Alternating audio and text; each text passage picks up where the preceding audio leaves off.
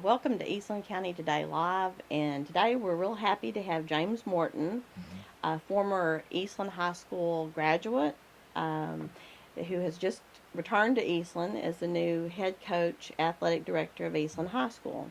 And we just are really excited to have you here and want to just kind of visit for a few minutes and kind of see how this all came about, Yes. and also just kind of just your thoughts on being here hmm and the next year ahead. So. Right. Well, I'm definitely really excited. I know for a lot of people that don't know me, that just look from the outside in, that why would a coach go from a 6A school to a 3A school? And I really never got into coaching for the A's. I got into the classifications. It didn't feel like that I would become significant once I became a 6A coach. I've always base that more on the impact you make on young people, because that's what the calling's about. And so that's definitely my calling, is to impact young people in a positive manner. And obviously, um, win football games, but more importantly, teach life lessons. And as an athletic director, impact the entire athletic program in a positive way. Now, I will say there's a lot of great things going on in Eastland right now. I'm not here to reinvent the wheel, for sure, but just excited about it. And so, actually, if you would look on my application that I filled out with the Eastland School District, they wanted to know the reason why I would be leaving, and I said because of the promotion. And I view it that way. I really do think that this is a promotion for me. It's a promotion for my family. Um, like I said, the A's have never mattered to me. How many of those you have, and it's just a great opportunity. And you know, from a personal standpoint, I wouldn't be the person that I am today if it weren't for the Eastland community and my parents especially. But there's been a lot of great people that have impacted my life in a positive way, and so this is kind of a way for me to give back too. And so, all those things excite me, and then having a chance to be here and work with the players, um, man, I'm even more excited to see how they work. Like I said, they've got a lot of great things going on right now. So it's a win-win. I think it's a great deal for my family. I've got three kids. I've got a 25-year-old. She won't be making a move. She's a speech therapist in Midland, and then I've got a freshman daughter and a seventh grade son, and we're looking forward to getting those guys relocated. Uh, Challenge will be moving from Midland and selling a house with the economy right now, but we've had a lot of prospects already, so we're hopeful of that. But they're excited, and like I said, I'm excited. So my wife, Sonny, she's looking forward to it too. So we're happy to be Mavericks again. Coach, you were a part of a very exciting time in Eastland lore, hmm the state championship, Yes, sir. and then, of course, you graduate from Eastland. Tell us a little bit about where you went from here and how that kind of molded your coaching Mm-hmm. philosophy and maybe who you were under Yes, and who sir. you were with. Well, Coach Hughes, Ronnie Hughes, was our defensive coordinator the year that we won state, my senior year, and he would always get me in and we'd watch video together, and he would show me how he wanted to adjust to certain formations and everything. And I became real intrigued with the game at that age, and the chess match makeup of Hmm. how things evolve in a game. And so I enjoyed that part. I was always passionate about football and passionate about athletics and competition, and something that I really enjoyed. And so, from that standpoint, the coaching bug kind of got into me Hmm. at that time. From that standpoint, I went on. Actually, went over to Ranger Junior College, played there for 2 years, and had a chance to transfer it mid-semester, and go to West Texas State University and play up there. And had a really great career there. Was very blessed, and then ended up deciding to get into college coaching, and made the college coaching thing for 3 years. I was at West Texas State, and then I went out to the University of Richmond, which their mascot's the spider. So that sounds pretty intimidating to be a spider. The Fighting Spiders. Yeah, that's right. And after that, the one thing I noticed is that by the time they get to college, they're pretty well shaped and molded. Hmm. The young people that you're working with, and you see them for 2, 3 hours a day tops, and the rest of the time they're on their own. And I know since that time, and once I got into high school, I was at Freona for a year as an assistant, and then after 1 year, became the head coach in Freona, which is a small community up in the Panhandle. over close to the Mexico line, out by Hereford. Um, you know, really they'd won 5 games in 5 years. I think I was the only guy that was a big enough fool to take on the job. But we had great kids in place, and looking back on it, I was 26, 27. I was blessed to have the staff I have. I thought all staffs were that way, but we had a great coaching staff, and everybody clicked and put kids first. And we won a lot of games there. And it was just a great time professionally for me in my life, and ended up after 6 years as the head coach to have a chance to go to Monterey and Lubbock. Like I said, I didn't really, I was kind of unsure because Michaela, our oldest, was at a point, she was going into 3rd grade, I believe, and that was, I didn't know how all that was going to go, raising her in a bigger town, and worried about that, prayed about it a lot, and you know, Sonny and I felt like that was probably, it would be okay, and if it wasn't, you know, we could redirect to a smaller community. Had a great 11 years at Monterey, kind of the same thing. Invested a lot of time in our junior high. We kind of took the same blueprint model of what we felt had made us successful at Friona, and took that with us to Lubbock, which was invest a lot of time in our young kids. I'm a big junior high, freshman, sophomore, investing a lot of time in those guys and really getting to know them and build a relationship with them. And so we did that, and that's a little bit more challenging with the numbers that you have, but in the end, kids still want discipline, they want expectations, and they really want to be held accountable. And so we had a great run there for 11 years, and really wasn't looking to leave. The lead job came open real late. We were actually already starting spring ball, and they called, and I told them I wasn't interested, and they kept calling, and so ended up going down there and got real excited about it, and ended up going to Midland Lee and was there 7 years at Lee, and you know, it's been a lot of fun, you know, coaching in that environment and all those kind of things. But I'm definitely excited to be back here now, being back. Yes, sir. Here's something that I think some of the Eastland people may be a little concerned about. Hewlett was here, did well, found a bigger school. Watkins was here, did well, found a bigger school. Yes, sir.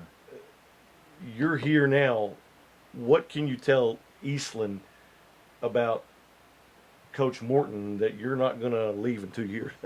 Well, you know, I don't think you can ever make promises about the future because you don't hold the future. Right.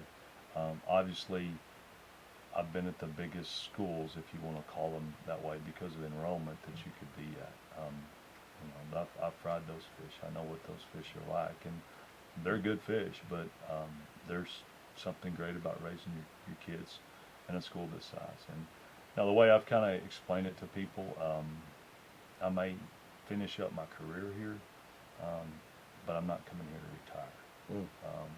And that's real important to me, and that's important for everyone in the Eastland community to understand that, you know, this isn't like I'm on my descent down. I just turned 51 now, but I feel like I've got a lot of years left to coach, and really don't have any hobbies. You know, my dad was a mechanic, my stepdad was a veterinarian and a rancher. I worked hard for those guys. They didn't teach me a lot of those trades, though. And so I know kids, and I know athletic programs, and enjoying being involved in the school, and like I said, helping all the, you know, the students in the school. And so I'm excited. You know, like I said, I can't say I'm going to be here 5 years. They may want me gone after a year. So, you know, I'm not that type of person to believe that things like that couldn't happen. Right. But at the same time, I think it's, you know, it's something that definitely feels right for me. And like I said, I've been to those bigger schools, and like I'll say again, I think Coach Hewlett and Coach Cavalier did a tremendous job of establishing a work ethic and the expectations. And then I'll credit Coach Watkins and Coach Fambro and all the staff really for continuing to hold on to that and to even build on that. And so, you know, from that standpoint, I like those things that I'm seeing. You know, what's my contributions going to be? You know, I'm going to get in, and like right now, I'm learning a lot about what our culture is right now and what could make it even better. But at the same time, I'm not looking to change things just to change them. Right. You talked about a blueprint concerning how you feel about the younger generation. What's kind of your blueprint when it comes down to the X's and O's for football? That's a hot question right now. I didn't know that was going to be such a hot topic. And the kids, they've asked me.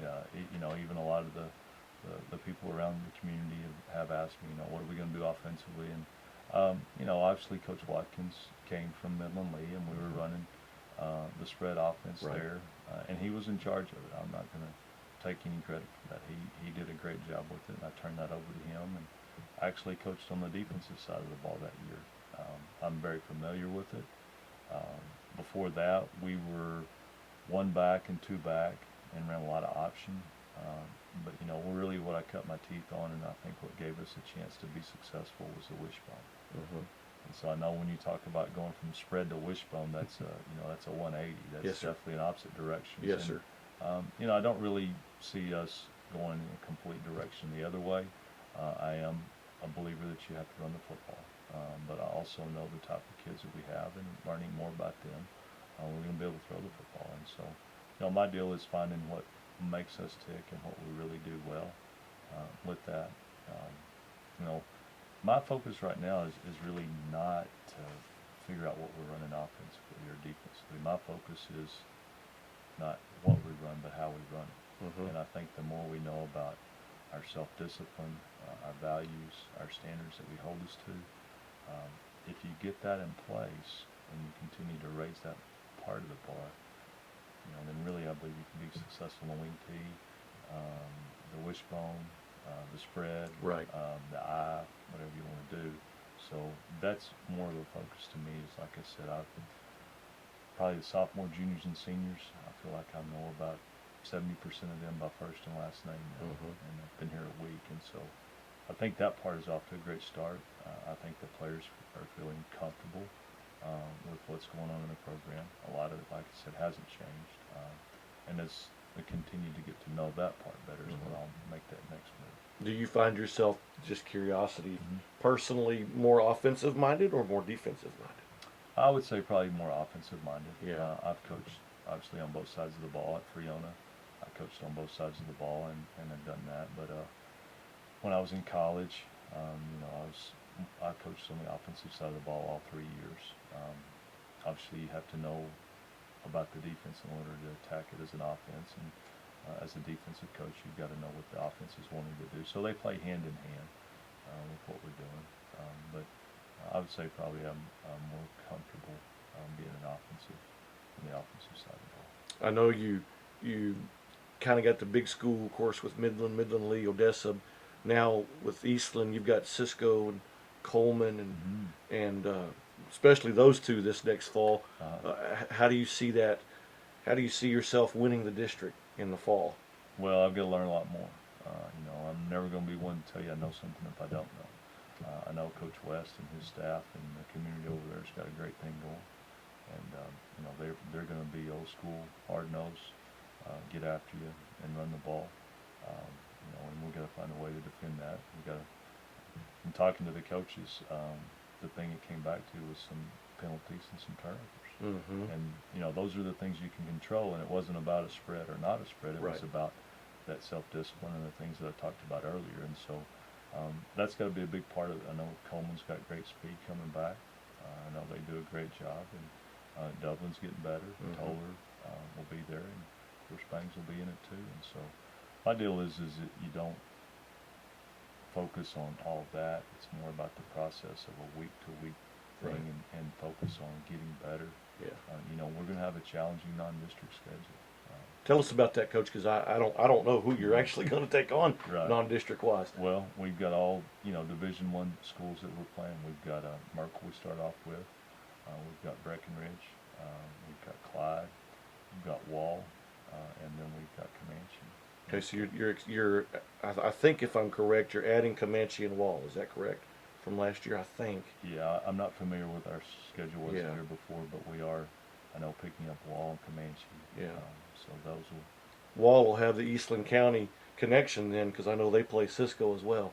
So Wall will be interesting test, a good test. Yes, sir. For, Be a for measuring both. stick for both of us. Yes, sir. Mhm. Amy, you got anything? I feel like I'm dominating Well, over here. I think we will probably have to have you back. So I'm sure as time moves on, we'd love to have you back. Yeah. So Well, I know you're just getting here, and I know I've seen you a lot at the games and on campus. So Mhm. I know, like you said, the kids are already getting to know you, which Mhm. is really good. So, yes, ma'am. It's so, but important, and watching us through the spring, I'm excited. We're on a great run now in basketball, and that's the other thing is growing up in Eastland, I know the value of being involved in all sports, and that's definitely what I'm going to encourage our players to be. I don't want them to be a single sport athlete. And excited about Coach Marowitz and what our basketball team's doing right now at the district and by-district championship, and looking forward to carrying that momentum over into our spring sports with track and tennis and golf and Sure. baseball. You had a state champion last year in track, Yes, discus throw. discus thrower Mhm. McKinnon. It was fun watching him. I went down to Austin Mhm. and watched him throw. That was fun. Yeah, yeah. Coach Jones and Coach Vernon really did a good job with him. Getting reconnected with Coach Jones, I knew him a little bit while I was here, on my way out, or actually when I was in college, and it's fun to get reconnected with some of those people again. Yes, sir. So, well, thank you for coming. You And bet. like I said, we hope to have you back again soon. well, So. it'd be my honor to be back. Thanks, Coach. Mhm.